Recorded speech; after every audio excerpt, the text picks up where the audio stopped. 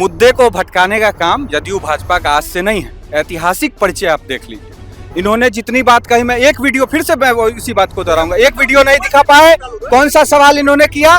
दूसरी बात अब अभिषेक झा पे होनी चाहिए। क्या अभिषेक झा कैंपस में आए हमारे? तो अभिषेक झा जी को तो कोई जानता ही नहीं है यहाँ पर, कोई नहीं जानता है। पूछ लीजिए घूम के आप पूरे शहर में।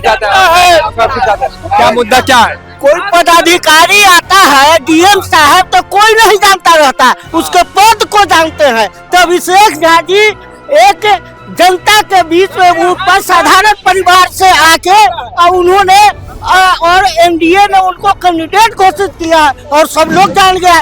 अब सपना दिखाए हो किसी को, तो सपना के बाद तो हम लोग नहीं जानते हैं, सपना को चरितार्थ करना होगा। वीडियो निकाल के देख लीजिए ना, वीडियो निकालिए। वीडियो मांग रहे अरे हमारा वीडियो निकालने नहीं ना आता है, वीडियो निकाल अब ये लोग 5 वीडियो नहीं दिखा पाए। अपना हार स्वीकार कर चुके हैं। कौन लोग हार स्वीकार? देश ठाकुर जी ने, जदयू भाजपा। दो आदमी चिल्ला के कहने से झूठ सच तो हो नहीं जाएगा। तो जो ग्रेजुएट छात्र आज बेरोजगारी में घूम रहे हैं, एक शिक्षक पे भाई साहब जान लीजिए 200 बच्चे हैं, जबकि अनुपात यूजीसी का क्या होना चाहिए ये भी जाकर के पता करना चाहिए। हमको लगता है ना अभिषेक जी को पता होगा और ना उनके विपक्ष में जो लड़ रहे हैं उनको पता होगा कि शिक्षक छात्र का अनुपात क्या होना चाहिए। कि देवेश चंद्र ठाकुर का क्या बिजनेस और क्या बिजनेस उन्होंने बढ़ा लिया है, ये जानकारी दे। एमएलसी नहीं होते तो सीतामढ़ी से एमपी नहीं होते, एमएलसी नहीं होता सीतामढ़ी से एमपी नहीं होते। एमपी नहीं होते। डॉक्टर विनायक गौतम अगर रामकुमार सिंह के बेटे नहीं होते तो आज प्रत्याशी नहीं होते। वोटर का संख्या उहे बढ़ा दिए। तो उन्हीं के पिताजी का चुनाव हुआ करता था, हम लोग बच्चा थे, हम लोग के घर में पढ़ल लिखल लोग होता था, वो सब जानबो नहीं करता था कि कथी हुई चुनाव। वो बढ़िया वोटर के बनता था जानते हैं, अमर ज्योति के इंचार्ज सब, बैरिया बस स्टैंड के ड्राइवर सब, ये वोटर बनता था। 4045 वोटर बनल के पता चला चुनाव हो गया। जब सब लोग वही लोग बनवाए हुए हैं तो वोट मांगने का क्या जरूरत है, हमको ये बताइए। क्या जरूरत है? जब काम किए हैं तो जनता और ग्रेजुएट जो छात्र छात्राएं हैं वो काम देख के खुद वोट दे देगा, जिसको देना है उसको।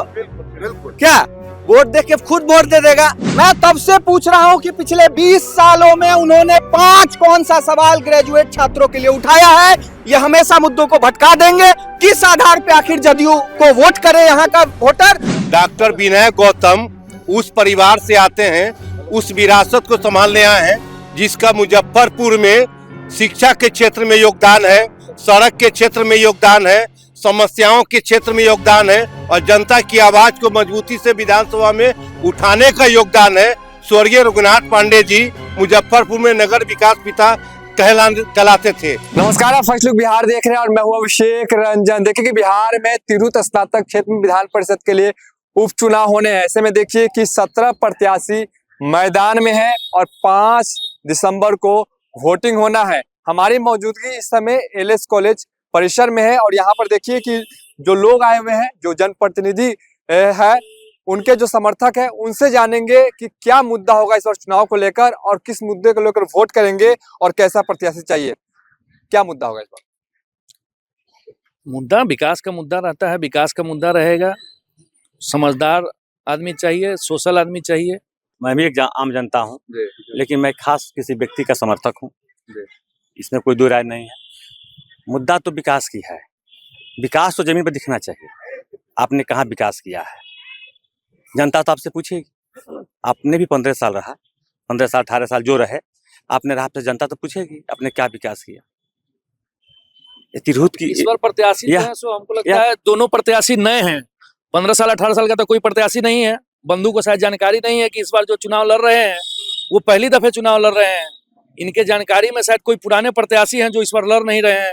अभी इनको अपडेट होने के लिए कहिए जो है जी, अपडेट होने के लिए कह रहे हैं। नहीं, अपडेट करने के लिए कह रहे हैं। इनको पता है, अपना बैनर हटा ले, जिसको लेके घूम रहे हैं इनके नेता हट जाए पीछे, कह दे कि मेरा कैंडिडेट नहीं है। कल बयान कर दे आप ही क्या मीडिया पर आके, फर्स्ट लुक बिहार पर, कि मैं इनका मेरा ये प्रत्याशी नहीं है, मैं इनका समर्थन नहीं करता हूँ। ये चुनाव मैं उनका स्वागत करूंगा। पार्टी का समर्थन है, किसी व्यक्ति विशेष के समर्थन से कोई नेता नहीं बनता है। पार्टी के साथ है, पार्टी का समर्थन है, इसलिए पार्टी के लोग उनके साथ हैं। क्या मुद्दा क्या रहेगा? मुद्दा क्या रहेगा? विकास का मुद्दा रहेगा। विकास तो 22 वर्षों तक आदरणीय देवेश चंद्र ठाकुर के नेतृत्व में तिरहुत में चौमुखी विकास हुई। यह उपचुनाव है, देवेश बाबू हम लोग के अभिभावक का सीतामढ़ी का नेतृत्व कर रहे हैं, तो वहाँ एक पढ़े लिखे बुद्धिजीवी आदरणीय बड़े भाई अभिषेक झा जी को नेतृत्व करने को मिला और पूरा एनडीए पूरा उनके साथ। और बुद्धिजीवियों का यह चुनाव स्नातक का चुनाव है, यह विधानसभा और लोकसभा का चुनाव नहीं है, स्नातक का चुनाव है। पूरा लोग एकमत हो चुका है और इस बार जीत सुनिश्चित है अभिषेक झा जी को। और पढ़े लिखे व्यक्ति है, बिहार के आदरणीय मुखिया नीतीश कुमार जी जहां से अपनी पढ़ाई कंप्लीट की, वहीं से हम लोगों के बड़े भाई अभिषेक झा जी एनआईटी टॉपर हैं। तो ऐसे पढ़े लिखे प्रत्याशी मैदान में है, पढ़े लिखे व्यक्ति ही आवाज में सदन को बुलंद करेंगे और यहाँ का विकास तभी संभव है। बहुत सारे प्रत्याशी मैदान में, कैसे देख रहे हैं? विकास का मुद्दा है सर, इसमें विकास में जो भी सबसे आगे आएंगे, जो जनता का भलाई चाहेंगे, उस हिसाब से हम लोग सब चुनाव देंगे। क्या लग रहा है? लेकर सभी सामने आ गए हैं, उसमें आपकी नहीं मानते हैं? उसमें जो देखिए नए अभी जो भी प्रत्याशी खड़े हुए हैं, उनके हिसाब से हम लोग वोटिंग कर रहे हैं, सभी को लाइन में खड़ा होने का मौका दे रहे हैं। जनता एकजुट हो चुकी है अभिषेक झा की ओर, क्योंकि पढ़े लिखे प्रत्याशी एनआईटी टॉपर है, जहां बिहार के मुखिया नीतीश कुमार जी के नेतृत्व में बिहार 2004 से लगातार विकास की ओर है। वही विकास की प्रगति को बढ़ाने के लिए युवा आज अभिषेक झा के साथ है। क्या कहेंगे? कहना क्या है, हम तो यही जान रहे हैं कि यहाँ तो लड़ाई किसी का है नहीं। लड़ाई कभी भी होगी तो एनडीए वर्सेस यूपी है, बाद बाकी तो कहीं कुछ नहीं है। सब 1500 वोट लेकर के अपने अपने घरे रह जाए। 1500 लेकर रह जाए, ज्यादा कुछ नहीं है, माहौल खाली बन रहा है, कुर्ता पजामा का माहौल है और कुछ न है। यह स्नातक का चुनाव है, इसमें होशियार लोग वोट गिराते हैं, अंगूठा छापना। वही प्रत्याशी है, 2 प्रत्याशी है, 1 नंबर अभिषेक झा, 2 नंबर में वो है चरवाहा विद्यालय। चरवाहा विद्यालय, हाँ, तो चरवाहा विद्यालय को स्नातक को ये वोट देगा? है कहियो, ये इनका निजी कमेंट। हाँ, क्या कहिएगा?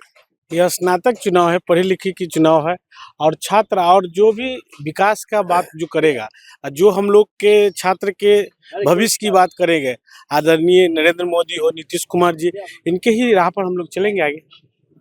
क्या कहिएगा? आप संघ के अध्यक्ष भी रह चुके हैं, कैसे देख रहे हैं इस पूरे चुनाव को? देखिए, ये चुनाव जो हो रहा है ना, ये लॉलीपॉप है, समझ गए ना। इसमें साल भर के लिए चुनाव हो रहा है, कुछ दिन के बाद जो जीत के जाएंगे वो यही कहेंगे कि हमको काम करने का मौका नहीं मिला। फिर वो आएंगे, फिर चुनाव लड़ेंगे, फिर जीतेंगे, फिर चले जाएंगे। तो युवाओं और स्नातकों के लिए वो क्या कर रहे हैं, हमको इस बात का जवाब चाहिए। 18 साल कोई व्यक्ति यहाँ पे रहा है, वो क्या किए हैं? विश्वविद्यालय के लिए क्या किए हैं? शिक्षकों के लिए क्या किए हैं? स्नातक जो पास छात्र छात्राएं हैं उनके लिए क्या किए हैं? कुछ नहीं किए हैं कोई। सब आते हैं चुनाव में, चुनावी वादा करते हैं, लंबा लंबा फेंक के और चले जाते हैं, चुनाव जीत के चले जाते हैं। तो हम किसी पार्टी विशेष से नहीं है, हम न्यूट्रल है और हमको बोलने का पूरा अधिकार है। इसीलिए हम यही कहेंगे, स्नातक वाले जितने भी हमारे युवा भाई बहन है, वो सोच समझ के अपना मतदान करें, गलत जगह पे मतदान नहीं करें। क्योंकि यहाँ पे जो भी आए हुए दोनों लोग पढ़े लिखे ही हैं, कोई अनपढ़ गवार नहीं है। और स्नातक का चुनाव है तो सब लोग पढ़े लिखे ही होंगे। कुछ दिनों में विशेष पार्टी के विशेष लोग विभिन्न जगहों पे रैली वगैरह भी कर रहे हैं और जनसंपर्क भी कर रहे हैं, लेकिन उस जनसंपर्क में कितने स्नातक वोटर वहां पहुंच रहे हैं, हम इस बात का जवाब चाहते हैं। सभी पार्टी के वो नेता रहते हैं, सभी पार्टी के वो प्रखंड अध्यक्ष रहते हैं, जिला अध्यक्ष रहते हैं, लेकिन वोटर कितने पहुंच रहे हैं आपके वो कार्यक्रम में, मैं इस सवाल का जवाब चाहता हूँ। मंत्री नेताजी लोग से पहुंच रहे हैं, सब वही लोग पहुंच रहे हैं, पार्टी के लोग रहते हैं। इसके अलावा कोई भी स्नातक का जो ये वोटर है वो एक भी आपको नजर नहीं आएगा। स्नातक का चुनाव किस प्रकार से देख रहे हैं? इस बार जो चुनाव हो रहा है काफी ज्यादा लोग इसमें रुचि रख रहे हैं, कैसे देख रहे हैं? ये तो इसका श्रेय माननीय देवेश चंद्र ठाकुर को जाता है। लोग कह रहे हैं कि 18 साल में क्या विकास हुआ। 18 साल पहले हमको लगता है कि 2, 4, 5, 6 आदमी को ही पता होगा कि स्नातक का चुनाव होता है, लेकिन 2002 में माननीय देवेश चंद्र ठाकुर जी जब आए तब से स्नातक के चुनाव के बारे में लोग जानना शुरू हुआ। और विकास वो क्या किए हैं ये कि सबको दिख रहा है। और विकास पुरुष नीतीश कुमार जिसको कैंडिडेट भेजे हैं और देवेश चंद्र ठाकुर का अगर उस पर हाथ है तो समझिए कि जीत तो सुनिश्चित पहले ही है। हर लोग ने कहा कि जीत सुनिश्चित है, वो जीतेगा ही, और जो उनका बचा हुआ काम है उसको वो पूरा करेंगे। तो कह रहे हैं कि अभिषेक झा बाहरी है, बहुत लोग बाहरी क्या है, वो तिरहुत प्रमंडल के ही है, लोग को जानकारी नहीं है चीज को। तिरहुत प्रमंडल क्या है, 4-5 जिला को तिरहुत मान ले रहा है, तो तिरहुत प्रमंडल में तो मोतिहारी भी आती है ना, इसकी जानकारी लोग को नहीं है। जो लोग कह रहे हैं कि जीत निश्चित है, तो ये सब जो वो लोग जान रहे हैं, विकास नहीं करेगा क्या? प्रत्याशी लोग आरोप लगा रहे हैं। आरोप लगाना तो भाई काम है, जनता तो ये जो लोग कह रहे हैं कि जीत सुनिश्चित है, वो लोग ये जान रहे हैं कि कहाँ कैसे सेटिंग करना है। वो लोग इसको सेटिंग का चुनाव बना दिए हुए हैं। सेटिंग का चुनाव, पूरा सेटिंग का चुनाव है। स्नातक को कोई सेटिंग कर सकता है क्या? बिल्कुल कर सकता है। 18 साल से तो सेटिंग करके ही रखे हैं ना तिरहुत में। करे लोग।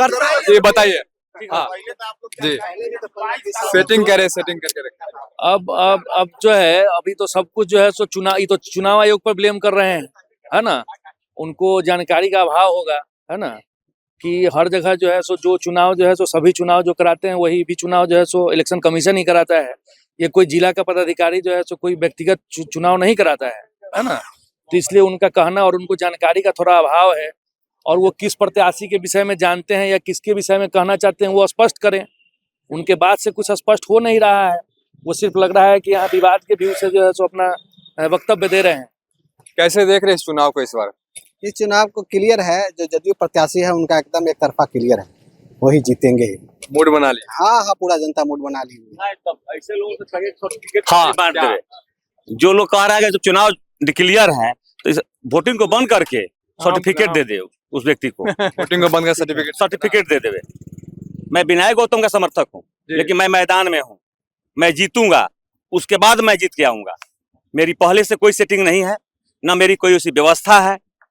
जो 15 साल रहे हैं जिनकी सरकार है उनकी व्यवस्था हो सकती है, नो डाउट। कोई भी कुछ भी पॉसिबल है, आज के डेट में कुछ भी पॉसिबल है। और एक हमारे भाई ने कहा है, इनके कथनानुसार अगर सेटिंग है तो सेटिंग जब है तो ऑलरेडी रिजल्ट हम ही लेके चले आएंगे, तो फिर आप कैसे रिजल्ट लाइएगा? जो आप कह रहे हैं चुनाव के बाद रिजल्ट लाएंगे, ये तो 5 तारीख को, ये तो 5 तारीख को जनता बताएगी। और आपको स्पष्ट करना होगा ना कि सेटिंग नहीं है। आज के डेट में विरोध की जनता की आवाज है, आप एक वो उसकी 5 क्वेश्चन है। मैं चाहता हूँ कि कैंडिडेट, चाहे कैंडिडेट को जिसने लड़ाया है वो आकर कह दे कि ग्रेजुएट मतदाता के लिए क्या किया गया है। पहला और दोनों प्रत्याशी का डिबेट करवा लीजिए, और यह शिक्षित का वोट है, करवा लीजिए, ये अशिक्षित का वोट नहीं है। और बताया जा कि शिक्षा के क्षेत्र में हमारे पूर्व प्रत्याशी द्वारा बिहार यूनिवर्सिटी के पीछे चल रहा था उसका सेशन, उसको सुधारने के लिए यहाँ के टीचर के लिए क्या की कदम उठाए हैं। उनका कोई चिट्ठी हो, कोई पत्री हो जो सरकार में लिखे हो, सरकार में आवाज उठाए हो, उसको हमको दिखाया जाए। दूसरा, स्नातकों के लिए आवाज कुछ नहीं। और इस कैंपस में रहते हुए आपको पता होगा, इसी कैंपस में उन्होंने अपने चुनाव शुरू किया था और इसी कैंपस में आज भी है वो एमपी बनने के बाद। हाँ, एक काम उन्होंने जरूर किया है, एमएलसी बनने के बाद उनका बिजनेस बड़ा हो गया। जो छोटा बिजनेस था वो बड़ा बिजनेस हो गया। एमएलसी बनने के बाद एक मिनट एमएलसी बनने के बाद उसके एमएलसी होते हुए एमपी बन गए। उन्होंने यह जरूर किया, लेकिन जनता के लिए कुछ नहीं किया। वोट जनता ने बनाया। और इस कैंपस में अगर कोई बहुत बड़ी योजना उन्होंने किया हो, उसको उन्होंने अपने मानस पटल पे जनता को बतावे कि हमने यह काम यहाँ किए हैं। भैया को मैं बताना चाहूंगा कि एमएलसी बनने के बाद उन्होंने क्या किया। इसी बिहार विश्वविद्यालय के 5400 बेरोजगार स्नातकों को उन्होंने लाइब्रेरियन के पद पर नियुक्त करवाया सरकार के द्वारा, बिहार सरकार के द्वारा। इसकी जानकारी ले ले। मदरसा में जो 100 रुपया 60 रुपया पर मौलवी लोग रहते थे, उनको नियमित किसने कराया? पूर्व प्रत्याशी ने ही। लाइब्रेरियन के बारे में नहीं जानते हैं। हमारे परिवार में अगर ये लोग जानते भी होंगे 5 लाइब्रेरियन हैं, जिसमें अगर उनकी कहीं योगदान हो, अगर कोई भूमिका हो। फोन लगाइए लाइब्रेरियन को, आवास सहायक को। अगर वो कह दे कि देवेश ठाकुर का योगदान नहीं था, तो जो कहेंगे हम उसको मानने के लिए तैयार है। अभी क्या जी 2008 के बाद लाइब्रेरियन का बहाली नहीं हुआ है। बिहार में बड़े संख्या में जो लाइब्रेरी का जो डिग्री रखे हुए हैं छात्र छात्राएं, तो उन लोगों को यही सब कारण से बिहार से बाहर रोजगार के लिए जाना पड़ता है। डिग्री रहते हुए भी बहाली नहीं हो रहा है। क्यों नहीं हो रहा है, हमको इसका जवाब चाहिए।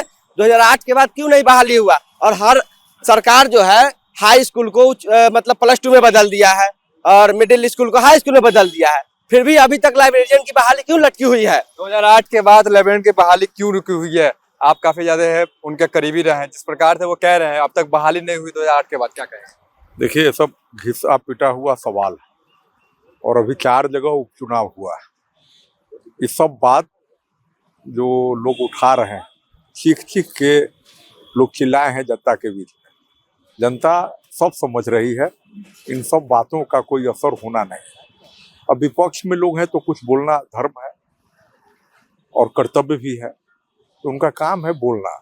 बिहार की जनता एनडीए के अलावा कहीं कुछ सुनने के लिए तैयार नहीं। क्या मुद्दा रहेगा इस बार चुनाव? इसमें चुनाव में मुद्दा रहेगा रोजगार की, नौकरी की। जो प्रत्याशी जो स्नातक भाई बहन कंपटीशन की तैयारी करते हैं, उनकी तैयारी के लिए समुचित व्यवस्था हो और वो सरकार की तरफ से हो, फ्री हो। कोचिंग की व्यवस्था है, किताब है, लाइब्रेरी है, रहने सहने खाने की व्यवस्था है। उसे जब तक नौकरी ना मिले उसे बेरोजगारी भत्ता दिया जाए, वो न्यूनतम 5,000 की मांग है। इसके अलावा जो लोग व्यापार करना चाहते हैं या इंडस्ट्री उद्यमी बनना चाहते हैं, एंटरप्रेन्योरशिप करना चाहते हैं, तो उनके लिए जो है 10 लाख से लेकर के 1 करोड़ तक स्पेशल बजट की व्यवस्था उनके लोन की न्यूनतम राशि पर दी जाए। कौन कौन करेंगे ये सरकार करेगी और सरकार से प्रतिनिधि मांग करेंगे, जो प्रतिनिधि चुन करके जाएंगे। मैं माननीय संजय कुमार झा जी को रिप्रेजेंट कर रहा हूँ। बिल्कुल, देखिए क्या लग रहा है इस बार चुनाव जो आ रहे हैं, स्नातक का चुनाव, युवा खास करके इसमें रुचि रख रहे हैं, क्या मुद्दा इस बार होगा? देखिए, मुद्दा तो हर बार युवाओं का बेरोजगारी रहता है, भूखमरी रहता है। शिक्षण संस्थाओं की क्या हाल है आप जाकर के देख लीजिए। नैक के नाम पे करोड़ों रुपए का खर्च हो रहा है, उसका कोई हिसाब नहीं है। नैक होगा कि नहीं होगा और नैक लेके करेंगे क्या? कॉलेज का कॉलेज टीचर खाली है क्या? इतने 18 साल से एक हमारे महोदय थे सदन में, क्या कभी उन्होंने आवाज उठाई? नहीं उठाई। एक जो विपक्ष में लड़ रहे हैं, पता नहीं वो भी आवाज उठाएंगे, अगर जीतते हैं तो उठाएंगे कि नहीं उठाएंगे इसकी कोई गारंटी नहीं है। अभी अभिषेक झा जी लड़ रहे हैं, उनसे भी बड़ी उम्मीद है, लेकिन कभी वो छात्रों के बीच में भी कभी नहीं आए। हमारे विश्वविद्यालय में शोधार्थियों से कभी नहीं मिले। मैं भी पीएचडी कर रहा हूँ, हो सकता है उन्हें मेरे पास भी आना चाहिए था कि भाई आपका कौन सा सवाल है जो सदन में हम उठाने के लिए इतने व्याकुल हैं, इतना हम वोटर बना रहे हैं। तो हम लोग चाहते हैं कि कोई भी कैंडिडेट, जो भी कैंडिडेट लड़ रहा है, उनका सबसे पहले ईमानदारी से और वो शपथ पत्र दें सारे छात्रों को, क्योंकि वो तो ग्रेजुएट के प्रतिनिधि हुए ना। तो जो ग्रेजुएट छात्र आज बेरोजगारी में घूम रहे हैं, एक शिक्षक पे भाई साहब जान लीजिए 200 बच्चे हैं, जबकि अनुपात यूजीसी का क्या होना चाहिए ये भी जाकर के पता करना चाहिए। हमको लगता है ना अभिषेक जी को पता होगा और ना उनके विपक्ष में जो लड़ रहे हैं उनको पता होगा कि शिक्षक छात्र का अनुपात क्या होना चाहिए, लेकिन इनको ग्रेजुएट का नेता बनना है। क्यों बनना है ये सबको पता है, किस तरीके की बातें होती हैं, है ना। तो भरोसा तो अब सिस्टम पे उतना ही है जितना इस देश को अंबेडकर पे भरोसा अब रह गया।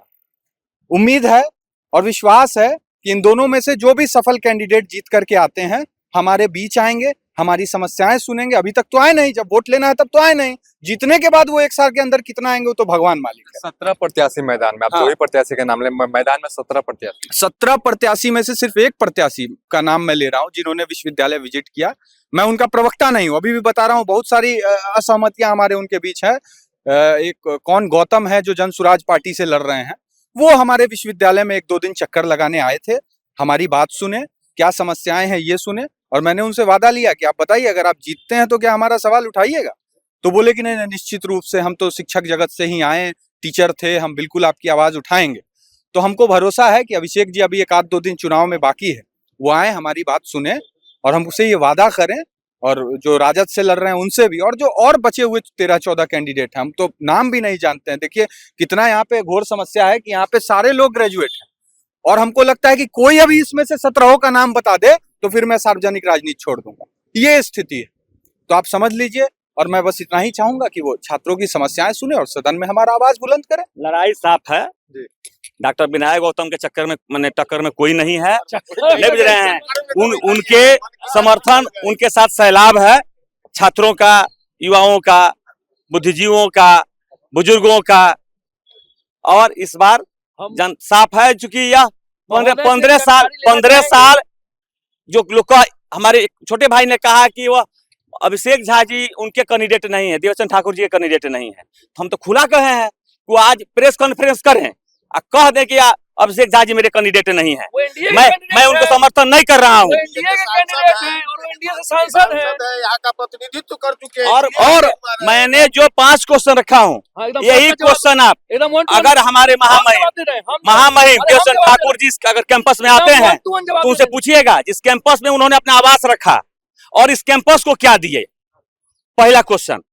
दूसरा क्वेश्चन, वो स्नातकों के लिए क्या किए। तीसरा क्वेश्चन, यहाँ के शिक्षकों के लिए क्या किए।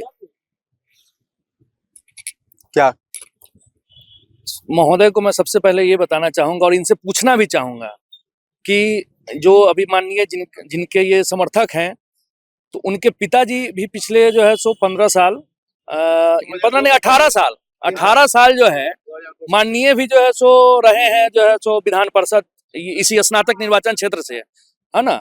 एक तो उनके समय क्या ये इतनी जागरूकता इस चुनाव को लेकर थी? कोई जानता भी था कि ये चुनाव होता है? और उनकी क्या उपलब्धियां हैं वो भी ये गिनवा दे। और पिछले बार के तुलना में नहीं, इनका एक सवाल था। इन्होंने बताया कि जो है सो देवेश चंद्र ठाकुर ने अपना बिजनेस बढ़ाया है। क्या इनको जानकारी भी है क्या कि देवेश चंद्र ठाकुर का क्या बिजनेस है और कहाँ है?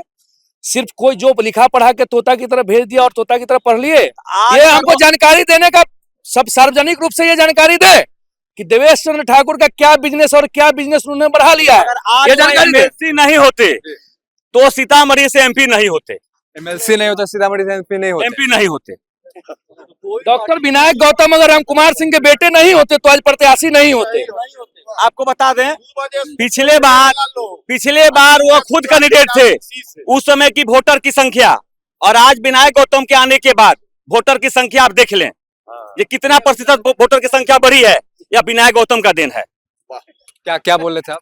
हम बोले हैं कि भैया जो कह रहे हैं प्रत्याशी के बारे में कि वोटर का संख्या उन्हें बढ़ा दिए, तो उन्हीं के पिताजी का चुनाव हुआ करता था। हम लोग बच्चा थे, हम लोग के घर में पढ़ल लिखल लोग होता था, वो सब जानबो नहीं करता था कि कथी हुई है चुनाव। वो भैया वोटर के बनता था जानते हैं? अमर ज्योति के इंचार्ज सब, बैरिया बस स्टैंड के ड्राइवर सब, ये वोटर बनता था। 4045 वोटर बन लगा, पता चला चुनाव हो गया। बताइए, उस समय इतने संसाधन नहीं थे। सवाल भी आपको बता दें, क्या नहीं सुनिए, देन है यहाँ। हाँ आज बता रहे हैं, यहाँ से आप जाइएगा, एक एग्जामिनेशन हॉल है। कोई अगर बुद्धिजीवी हो अगर शहर का, उससे पूछिएगा एग्जामिनेशन हॉल किसने बनवाया है, किसके देख रेख में बना है। जिस कॉलेज में आज गौतम जी की बहन प्राचार्य हैं, उस कॉलेज में जो है सो 2 हॉल बना हुआ है, वो वहाँ बोर्ड लगा हुआ है।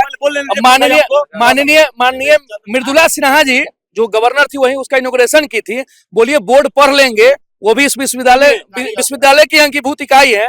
ये सामने जो कॉलेज दिख रहा है, इस कॉलेज में जाकर ऊपर देखिए वो हॉल जो है तो किसका दिया हुआ है, पीने का पानी का मशीन किसका दिया हुआ है। श्यामनंदन सहायक कॉलेज में जाके देखिए, रामेश्वर सिंह कॉलेज में, जगन्नाथ मिश्रा कॉलेज में। भाई कोई बता देना चाह रहे हैं, ये जानने का चीज है कि वो आज से 30-35 साल पहले बना होगा एग्जामिनेशन हॉल, और वो यूनिवर्सिटी भी 30-35 साल से कम नहीं बना होगा। और सुन लीजिए, रामकुमार ने बनवाए हुए हैं पूरा एग्जामिनेशन। हाँ, पूरा एग्जामिनेशन हॉल एक के जगह सारा पैसा लगा दिया। और सुन लीजिए, 4 जिला के, और सुनिए, यूनिवर्सिटी और उस बिल्डिंग की गुणवत्ता, सुनिए उस बिल्डिंग की गुणवत्ता, और आज जो हमारे माननीय ने जो बिल्डिंग बनाया है उसकी गुणवत्ता अगर देख लीजिए, अगर गुणवत्ता में अंतर हो जाएगी तो हम गुलामी लिखा देंगे।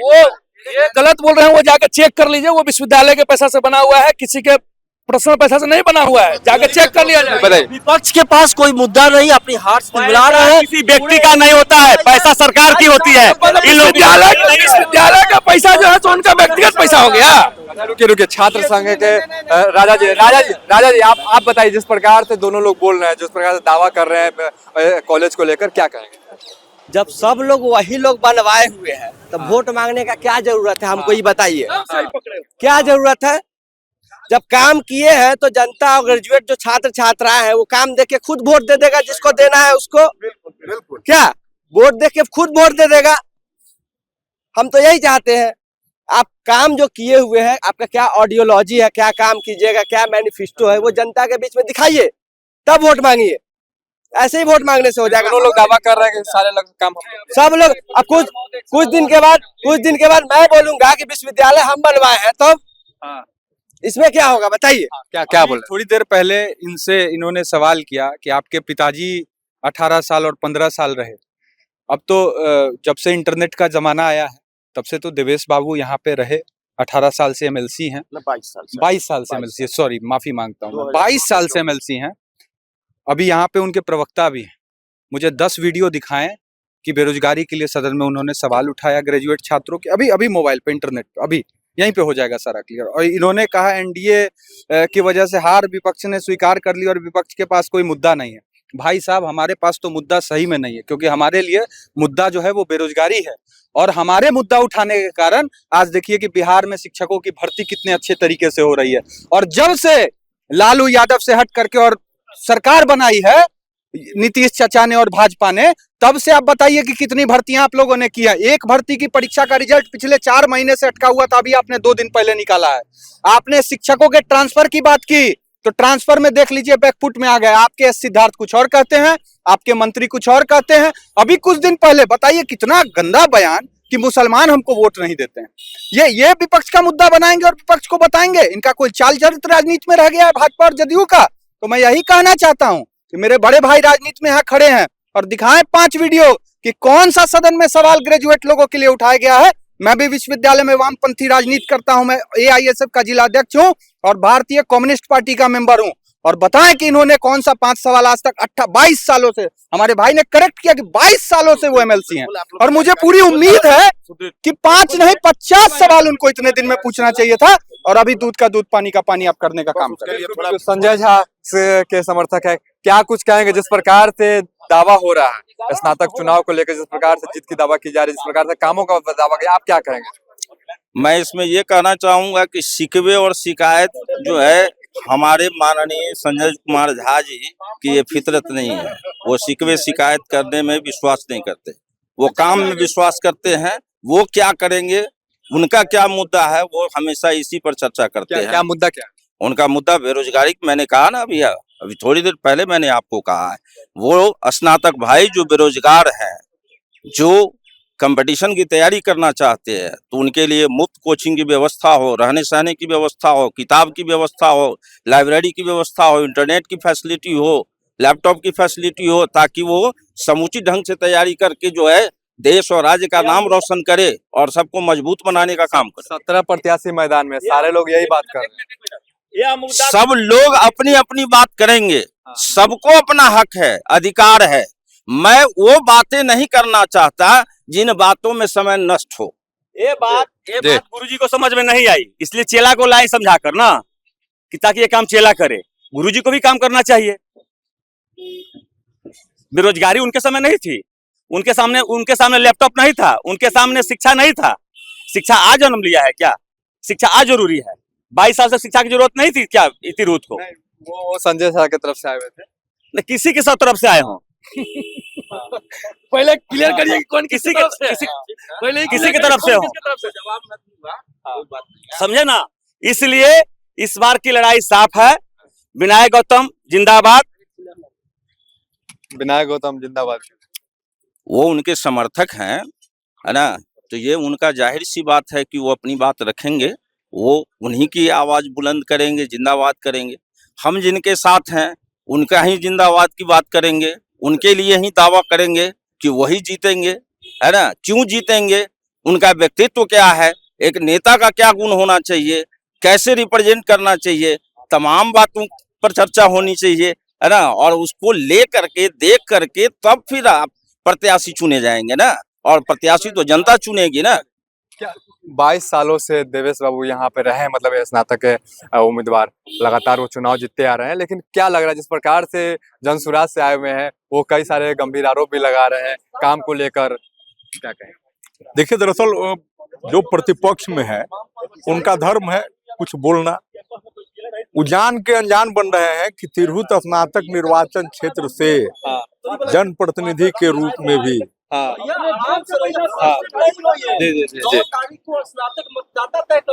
लोग यहाँ बोलिए, आप सुन लीजिए। हाँ बताइए। स्नातक निर्वाचन क्षेत्र के प्रतिनिधि के रूप में देवेश चंद्र ठाकुर जी ने जो किया, वह बिहार किया, इस देश के किसी जनप्रतिनिधि ने नहीं किया। एक उदाहरण कोई बता देवे भारतीय राजनीति में कि कोई व्यक्ति अपने वेतन का पैसा मेधावी छात्र और गरीबों के बीच में बांटता हो। लंबी लंबी बातें तो बहुत कोई कर लेंगे कि हम ये कर देंगे, वो कर देंगे, और पता नहीं कुछ बातों का ज्ञान है भी नहीं कि ये सरकार का चुनाव नहीं है, ये बिहार विधान परिषद के एक सदन के मामूली सदस्य का चुनाव है। और यहाँ तो जो साथी हैं उन पर कोई प्रतिक्रिया नहीं है, लेकिन हाल के समय में एक बड़े नेता आए थे एक दल से, तो उन्होंने देवेश चंद्र ठाकुर की तुलना सरकार से कर दी, पैरेलल, कि मेरे सरकार में ये हुआ, उन्होंने वो किया। हम लोगों ने उसके पीसी की करके उसका जवाब दिया था, उस बात को फिर यहाँ लाने की जरूरत नहीं है। लेकिन आखिर क्या कारण है कि लगातार 4 वर्षों तक तिरहुत की जनता ने देवेश चंद्र ठाकुर जी पर के नाम पर मुहर लगाया है। हमारे वामपंथी साथी वीडियो खोज रहे थे, अरे भैया तिरहुत स्नातक क्षेत्र के प्रतिनिधि के रूप में वो तो सभापति जैसे उच्च सदन पर गए और सदन के कार्यवाही में जब सदस्य के रूप में या प्रतिपक्ष में रहो या सत्ता के रूप में हो, उनका कौन वीडियो है उठाइए ना जिसमें बिहार की अस्मिता, बेरोजगारी, भूखमरी से जुड़ा हुआ नहीं हो। हम पर्दाफाश करेंगे, मेरे पास आइए, समझे ना। देखिए अभी वो क्या बोल रहे थे कि हमारे वामपंथी साथी ने कहा है कि क्या वो 22 साल से सदन के मुखिया थे? 22 साल से नहीं ना थे सदन के मुखिया, पिछले लगता है 3-4 साल से सदन के मुखिया होंगे। तो ये कैसे बोल रहे हैं कि उन्होंने सवाल उठाया? मैं अभी सिर्फ 5 वीडियो मांगा और 10 मिनट बीत गया, किसी ने मुझे एक सवाल नहीं दिखाया ग्रेजुएट के लिए कौन सा सवाल उन्होंने किया है। और कुछ दिन पहले अब सांसद बनने के बाद सीतामढ़ी में न कहे थे यादव लोग हमको वोट नहीं देते हैं, आए चाय बिस्कुट खाएं और जाएं। क्या अब वो ग्रेजुएटों को यादव, ब्राह्मण, शूद्र और अहिर की बात करेंगे? ग्रेजुएट की कोई जाति नहीं होती है। भारतीय कम्युनिस्ट पार्टी ने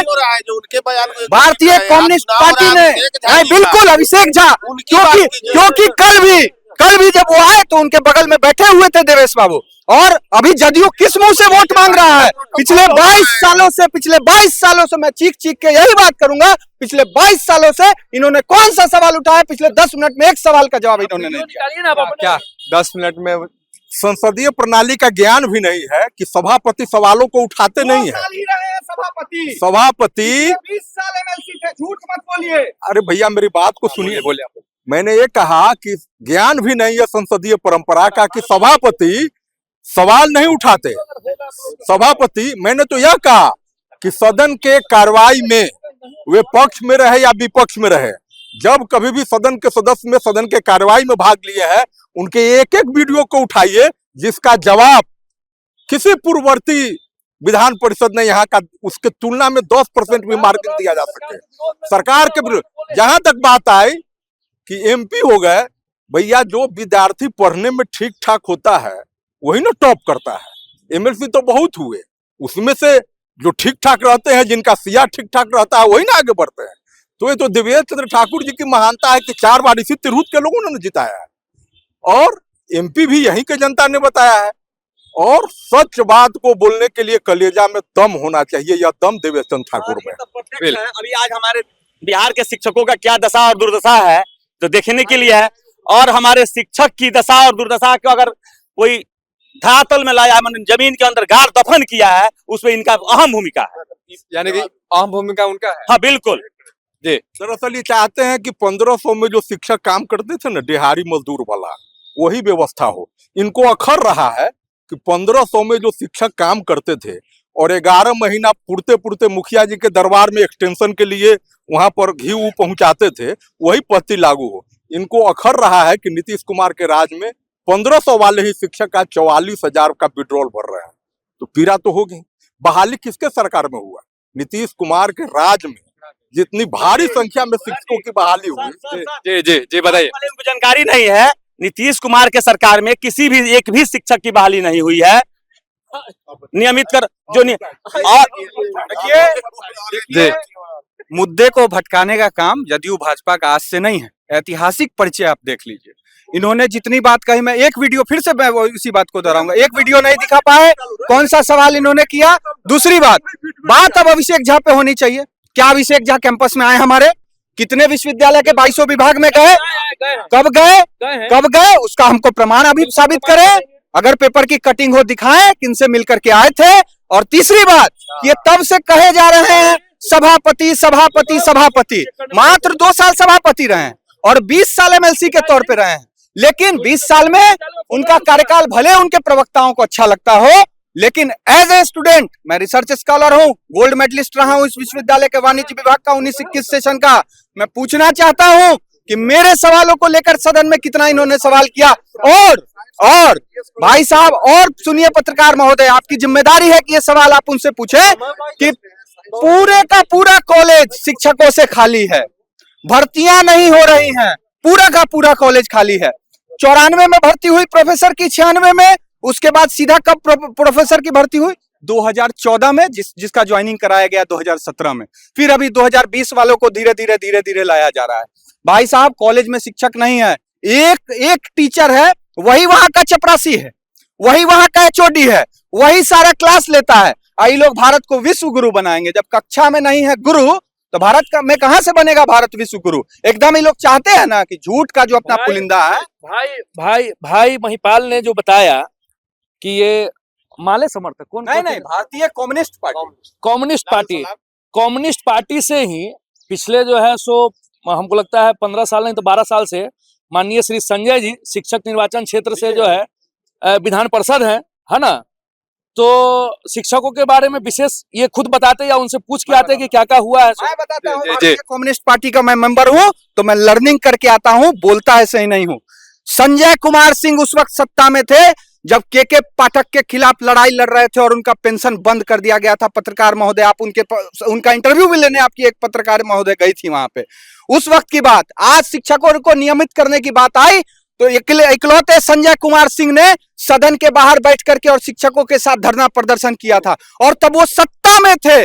और जब वो विपक्ष में है तो आज भी सदन में वो आवाज उठा रहे हैं कि जिस तरीके से नीतीश कुमार ने कहा कि अपना अनुमंडल छोड़ दो, तो शिक्षकों के स्वाभिमान के लिए भारतीय कम्युनिस्ट पार्टी हमेशा रही है। और संजय कुमार सिंह जब से अभी तक एमएलसी हैं, शिक्षकों का वेतमान हो, चाहे कर्मचारियों की भर्ती हो, उनका इधर से उधर जबरदस्ती किया गया ट्रांसफर हो, उन सबों के लिए बोला गया, और उसका नतीजा था कि सत्ता में रहते हुए उनका पेंशन के पाठक ने बंद कर दिया था। ये जवाब हमारे सीनियर साथी के लिए। आप संजय सिंह जी के यहाँ जाते होंगे, वो विशेष करके बता देंगे कि माननीय देवेश चंद्र ठाकुर ने क्या क्या आवाज उठाई है और कहाँ कहाँ मदद किया है स्नातकों को और शिक्षकों का। आवाज खोलने के लिए तो मुंह खोलना होगा। अब सपना दिखाए हो किसी को, तो सपना के बाद तो हम लोग नहीं जानते हैं, सपना को चरितार्थ करना होगा। वीडियो निकाल के देख लीजिए ना, वीडियो निकालिए। वीडियो मांग रहे, अरे हमारा वीडियो निकालने नहीं ना आता है, वीडियो निकाल इधर कीजिए, 5 वीडियो नहीं दिखा पाए। अपना हार स्वीकार कर चुके हैं। कौन लोग हार स्वीकार कर चुके हैं? देवेश ठाकुर जी ने, जदयू भाजपा। वो 2 आदमी चिल्ला के कहने से झूठ सच तो हो नहीं जाएगा, उसके लिए तो मैदान में आना होगा। जी बताइए राजा। चुनाव हम लोग का मुद्दा यहाँ तिरहुत स्नातक चुनाव का था, लेकिन हमारे भाई लोगों ने चुनाव होता है, इस मुद्दे को कहां से कहां तक लेकर आ गए। आरोप प्रत्यारोप करते करते ये सोचने और समझने वाली बात है ग्रेजुएट जो छात्र छात्राएं वोटर है उनके लिए, क्योंकि मुद्दे से कैसे ये लोग भटकाते हैं ये ध्यान में रखिए आप लोग। प्रथम तो चुनाव के प्रत्याशी देवेश चंद्र ठाकुर है नहीं, उनकी बातों पर बात चला रहा है। अरे वो व्यक्ति तो अपने 1 रुपया वेतन तक नहीं लिया जितना 22 साल से रहा, तो सरकार का टोटल पैसा सरकार के फंड में दे दिया। दूसरी बात, ये चुनाव बैलेट पेपर से होता है, जानकारी भी नहीं कि ईवीएम पहले ही हैक करवा रहा है कि बैलेट पेपर से चुनाव होता है, और स्नातक का चुनाव कोई खरीद नहीं सकता है। उन्होंने तनख्वाह नहीं ली, संसद बनने का क्या जरूरत था? सड़क पे लड़ाई लड़ते, क्या लोग नहीं लड़ रहे हैं? कितना सवाल मैं तब से पूछ रहा हूं कि पिछले 20 सालों में उन्होंने 5 कौन सा सवाल ग्रेजुएट छात्रों के लिए उठाया है? ये हमेशा मुद्दों को भटका देंगे। किस आधार पे आखिर जदयू को वोट करे यहाँ का वोटर? ये हमको बताए कि कौन सा 5 मुद्दा। हम लोग जो है यहाँ, हम लोग स्नातक निर्वाचन के प्रत्याशियों के लिए ना बात करने आए हैं कि जो चल गए यहाँ से उनका बात करना है, उनका काम देखने जदयू के वो हैं। और अभिषेक झा जी भी जदयू से हैं। आप लोग अभिषेक झा जी को तो कोई जानता ही नहीं है यहाँ पर, कोई नहीं जानता है। पूछ लीजिए घूम के आप पूरे शहर में। क्या मुद्दा क्या है? कोई पदाधिकारी आता है, डीएम साहब, तो कोई नहीं जानता रहता, उसके पद को जानते हैं। तो अभिषेक झा जी एक जनता के बीच में ऊपर साधारण परिवार से आके और उन्होंने और एनडीए ने उनको कैंडिडेट घोषित किया और सब लोग जान गया। 2002 में देवेश ठाकुर आए थे, कोई नहीं जानता था, लेकिन 22 वर्षों तक शासन किया। उनका कार्यकाल ऐसा बन गया था कि 22 वर्षों तक उन्होंने शासन का काम किया। वोटर है जी, वोटर है। अच्छा, क्या मुद्दा क्या है इस बार चुनाव का? देखिए, मुद्दा यही रहना चाहिए कि हम 16 से 19 में ग्रेजुएशन किए हैं। सबसे बड़ा मुद्दा यहाँ का है कि एजुकेशन का क्वालिटी बिहार यूनिवर्सिटी में सबसे घटिया है। ठीक है, यहाँ पर नेट क्वालिफिकेशन आपको कोई नहीं निकलता है, 1 का 2 का स्टूडेंट निकलता है। उसके बाद अभी प्रेजेंट में हम पीजी कर रहे हैं, फाइनल ईयर है, 22 से 24 में आरडीएस कॉलेज से यहाँ पर एक चीज देखिए कि जितने भी प्रोफेसर का बहाली हुआ है मैक्सिमम 80 से 90% प्रोफेसर यूपी के हैं, कुछ जो है वेस्ट बंगाल के हैं और कुछ जो 2-4% आपको जो है महाराष्ट्र से हैं और झारखंड से हैं। यहाँ बहुत लंबे समय से सुनते हैं कि गेस्ट इनका बात सुनिए जो वर्तमान में पढ़ते हैं। हाँ बोले। गेस्ट टीचर टाइप के जो बनते हैं उनको पढ़ाने उतना अच्छा से आता भी नहीं है। हम लोग क्वेश्चन पूछते हैं तो बताया भी नहीं जाता है, बोलते हैं कि ये बुक पढ़ लो, ये बुक पढ़ लो, और क्लास रेगुलर अच्छे तरीके से कोई भी कॉलेज में होता नहीं है। और यहाँ पर हम गारंटी देते हैं कि यहाँ पर पढ़ाई का स्तर पीजी में हो चाहे यूजी में हो बहुत बेकार है। नेट क्वालिफाई बिहार से नहीं होता है। आपको नेट अगर करना है क्वालिफाई तो बिहार से बाहर जाके पढ़ना पड़ेगा। देखिए ये वोटर है, स्नातक के वोटर है, और एक बड़ा सवाल इन्होंने कहीं के खड़ा कर दिया है। एक सवाल किया, मैं इस कैंपस के छात्र का प्रतिनिधि हूँ, पढ़ाई के बारे में बोले, कितना इन्होंने ज्ञापन कुलपति को दिया कि शिक्षक नहीं पढ़ा, कौन परीक्षा नियंत्रक को दिया, रजिस्ट्रार को दिया, इसका पहले जवाब दे। पहली बात। दूसरी सवाल, इन्होंने यहाँ के स्टाफ होते हुए कहा कि अभिषेक झा को कौन छात्र ज्ञापन देने के लिए नहीं आता है, छात्र ज्ञापन देने के लिए नहीं आता है, छात्र यहाँ पढ़ने के लिए आता है। अगर अपनी छात्र समस्या उठाए, उसको कहे कि तू लाठी का कपार काहे ने मार के फाड़ दिया, तो पूछने वाले की नहीं, बिल्कुल जायज सवाल उनका है, उनका सवाल बिल्कुल जायज है, और इस पर जो है सो जांच होनी चाहिए, कार्रवाई होनी चाहिए।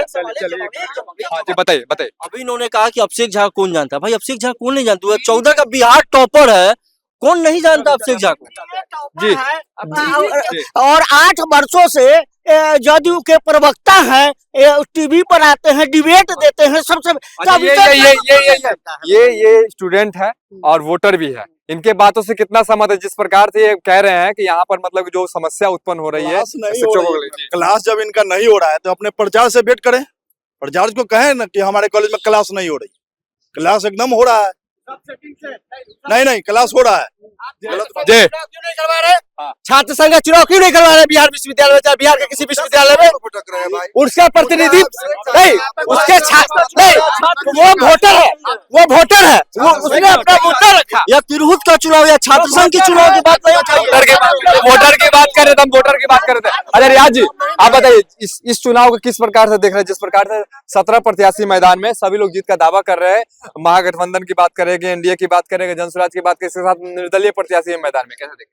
देखिए बिहार में अभी तक जो भी चुनाव हुआ, चाहे लोकसभा हो या विधानसभा हो या एमएलसी का चुनाव हो, जनता के विश्वास और आकांक्षाओं पे खड़ा कोई नहीं उतरा अभी तक।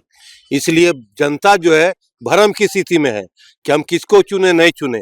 अब जो है थोड़ा सा जागरूकता आया है, चाहे जिस माध्यम से आया हो, हालात के माध्यम से आया हो या समस्या उत्पन्न हुआ इस माध्यम से। अब जनता जो चाहती है, चाहे स्नातक का हो चाहे आम मतदाता हो, कि मेरा जो उम्मीदवार हो थोड़ा अच्छा हो, काम करने वाला हो, समस्या सुनने वाला हो, समय देने वाला हो। हमारे इस शहर में, जिला में, बिहार में ऐसी समस्या जो आजादी के टाइम में थी वो आज भी समस्या है, और हम लोग आपस में ही लड़ते रह गए। और नेताओं की ये मंशा रही है कि जनता आपस में उलझी रहे और हम अपना काम करते रहें और 5 साल निकल जाए। 6 साल पे स्नातक का चुनाव होता है। हम भी एक मतदाता हैं और एक समर्थक भी हैं, मुजफ्फरपुर के जागरूक जनता भी हैं। हम उस हैसियत से कहना चाहते हैं कि आपसी मन मुटाव, भेदभाव को भूलकर एक अच्छे उम्मीदवार का मतलब समर्थन करें, जो हमारी समस्याओं पे खड़ा उतरे, हमारी समस्याओं का समाधान करे, चाहे शिक्षा के क्षेत्र में हो चाहे किसी भी क्षेत्र में हो। कौन करेगा ये? देखिए अभी तक बहुत सारे कैंडिडेट हैं, अगर किसी एक कैंडिडेट का नाम लीजिएगा दूसरे बोले कि नहीं ये पार्टी। अभी जो सबसे ज्यादा पढ़ा लिखा समझदार है, जिसको त्याग की भावना है, जो त्याग करना जानता है, जो सोचता कि समाज के प्रति हम समर्पित है, आप आकलन कर लीजिए कि कौन सबसे अच्छा उम्मीदवार है। हम बहुत सारे उम्मीदवार हैं, डॉक्टर विनायक गौतम है, अभी कौन झा जी हैं, बहुत सारे लोग हैं, गोपी किशन जी हैं। इसमें जो अच्छे कैंडिडेट लगते हैं कि जो समाज में कुछ दे सकते हैं, या उनके खानदान के लोग विरासत में कुछ मिला हो या दिया हो, ऐसे उम्मीदवार को देना चाहिए वोट। विनायक गौतम जी ने रेडियोलॉजिस्ट के हेड थे एसकेएमसीएच में, उन्होंने रिजाइन देकर चुनाव को लड़ा। उनके नाना जी द्वारा मेडिकल कॉलेज मुजफ्फरपुर का मेडिकल कॉलेज जो है बाबू माननीय रघुनाथ पांडे जी का बनाया हुआ है। यहाँ आयुर्वेद कॉलेज दिया हुआ है उनके परिवार का। मुजफ्फरपुर की जनता ने उनको विधायक भी बनाया है, यहाँ के वो यहाँ रहे, उनको सम्मान कल भी था और उनका सम्मान आज भी है। उनका और उनके परिवार का सम्मान कल भी था और आज भी है। लेकिन अभी हम लोग प्रत्याशी विनायक गौतम की बात कर रहे हैं। विनायक गौतम आका जो थे कहते थे कि 1200 जो विनायक गौतम उनके किसी को टिकट नहीं देंगे। आज क्या कारण है कि विधायक गौतम को बुला करके लेगा कि चलिए हो पियर गमछा ओढ़ करके चल जाइए मैदान में। उनके पिताजी का क्या देन है वो बताइए ना, उनके पिताजी का क्या देन है वो बताइए। डिबेट जो है सो विनायक गौतम और अभिषेक झा के बारे में होना चाहिए, है ना। बिल्कुल बिल्कुल जी जी। देखिए एक ही मैं बता देता हूँ, इसमें झगड़ा करने की बात नहीं है। डॉक्टर विनायक गौतम उस परिवार से आते हैं, उस विरासत को संभालने आए हैं जिसका मुजफ्फरपुर में शिक्षा के क्षेत्र में योगदान है, सड़क के क्षेत्र में योगदान है, समस्याओं के क्षेत्र में योगदान है और जनता की आवाज को मजबूती से विधानसभा में उठाने का योगदान है। स्वर्गीय रघुनाथ पांडे जी मुजफ्फरपुर में नगर विकास पिता कहलाते थे। उसके बाद उनके दामाद, एक मिनट भाई साहब, उनके दामाद राम कुमार बाबू 3 बार एमएलसी रहे, उन्होंने अच्छा काम किया, उस वक्त फंड नहीं था। डॉक्टर विनायक गौतम एक अच्छे उम्मीदवार, इसमें कोई शक की बात नहीं है और त्याग की भावना भी है और उनसे आशा जनता को है कि वो जीतेंगे तो कुछ करेंगे। आप वो जीतेंगे, वो जीतेंगे, निश्चित रूप से वो जीतेंगे। विनायक गौतम समर्थन कर दिया है, देखिए पहले कह रहे थे समर्थन कर दिया जी। ये रघुनाथ पांडे जी के नाती हैं, उसमें उनका क्या योगदान है?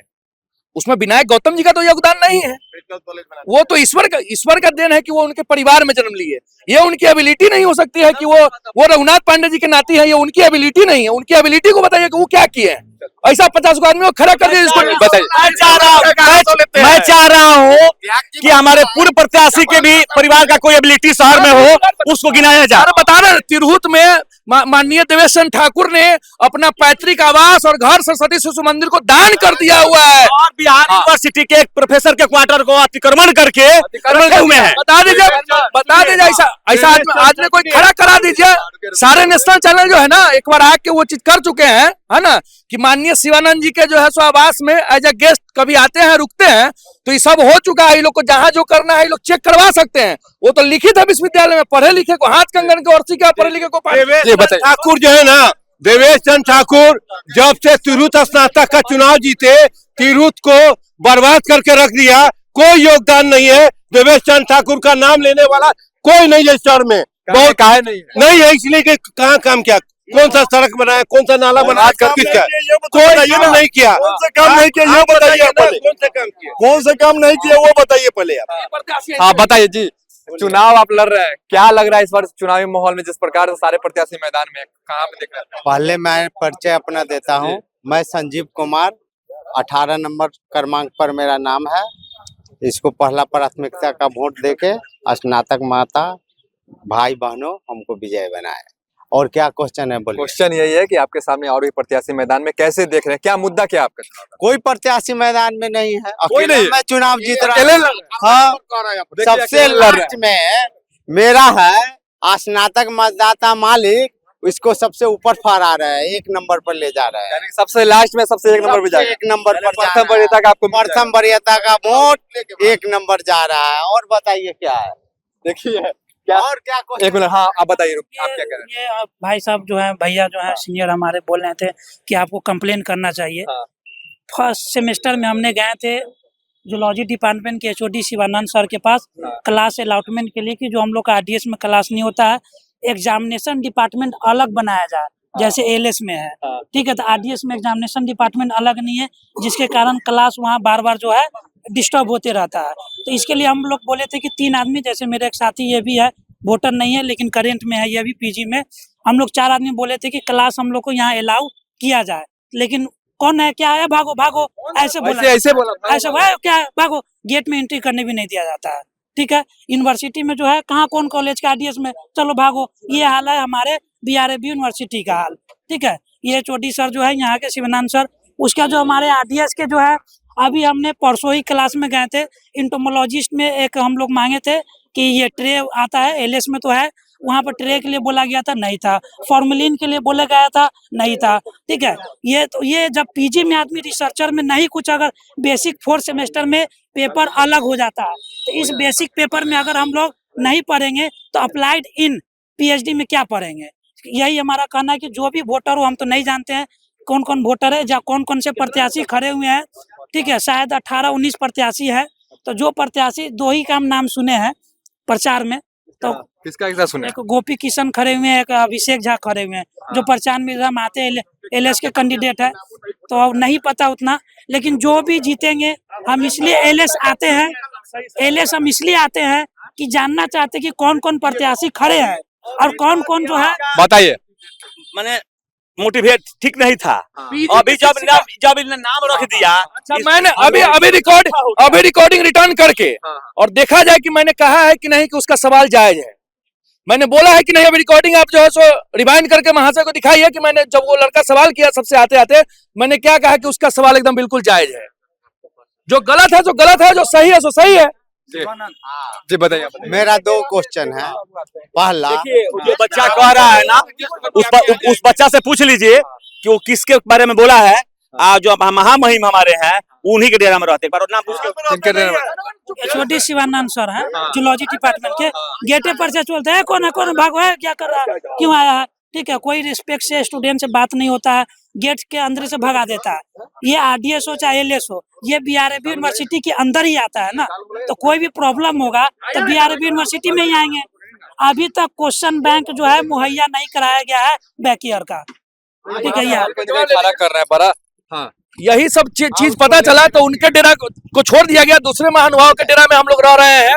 इनको कहिए पता कर लेने के लिए, बिना जानकारी के डिबेट में आ गए, इनको कहिए पूरा जानकारी लेकर डिबेट में आए। डेरा किसका किसका नहीं उन्हीं से पूछ लीजिए ना, जो महानुभाव का डेरा है कि बिहार विश्वविद्यालय का डेरा है, किसी व्यक्ति का डेरा नहीं है, वो बिहार विश्वविद्यालय का डेरा है। जिसको अलॉट होता है उसी का डेरा रहता है, उसमें जाके कोई जबरदस्ती रह जाएगा। आपके यहाँ चले जाओगे क्या? वो डेरा देवेश ठाकुर का उसमें रहने के लिए आप प्रोफेसर नहीं थे, 20 साल से कोई 22 साल से कोई प्रोफेसर नहीं थे। आप लोग दोनों लड़ेंगे, आप अपना मुद्दा बताइए। मुद्दा है समझे, बिहार यूनिवर्सिटी के अंदर जितने भी स्नातक क्षेत्र, जिला, प्रखंड और गांव के जितने लड़का लड़कियां हमारे विश्वविद्यालय में आते हैं, जिसको रहने की व्यवस्था आज तक, इससे पहले जो एमएलसी हुए, उससे पहले जो एमएलसी हुए, कोई व्यवस्था नहीं किए। मैं जीत के जाता हूं तो पहला व्यवस्था स्नातक भवन बनाने का काम करूंगा। जो यहाँ स्नातक के जितने जिले, जितने छात्र छात्राएं भाई बहनों मेरा यहाँ आते हैं, वो 2 दिन रह के अपना विश्वविद्यालय में जो काम है करवाएं और यहाँ से खुशी से फ्री होके जाए। पहला मुद्दा मेरा यह है। आज तक कोई भी इससे पूर्व एमएलसी हुए, उससे पूर्व एमएलसी हुई, आज तक कोई स्नातक भवन का चर्चा नहीं की है। जो मैं संजीव कुमार जो 18 नंबर कमान पर हूँ, यदि मैं जीतता हूँ तो पहला भवन बनाने का काम करूंगा और अपने स्नातक क्षेत्र के मालिक भाई बहन और छात्रों के सुविधा के लिए जो काम होगा मैं 24 घंटा करने के लिए तैयार हूँ। बिल्कुल। तो देखिए जी कि आरडीएस में जो भी प्रत्याशी जीते, ठीक है, हम वोट जरूर करेंगे और मेरे अंदर में 5-6 ग्रुप में सब लोग हैं, करेंगे। एक ही ये अनुरोध है आप लोग से कि कम से कम आरडीएस कॉलेज में एग्जामिनेशन भवन जैसे एलएस में 2018 में बनी थी, जब उस समय हम ग्रेजुएशन यहाँ से कर रहे थे, जब यहाँ से हम ग्रेजुएशन कर रहे थे उस समय 2018-17 के आसपास बनी थी।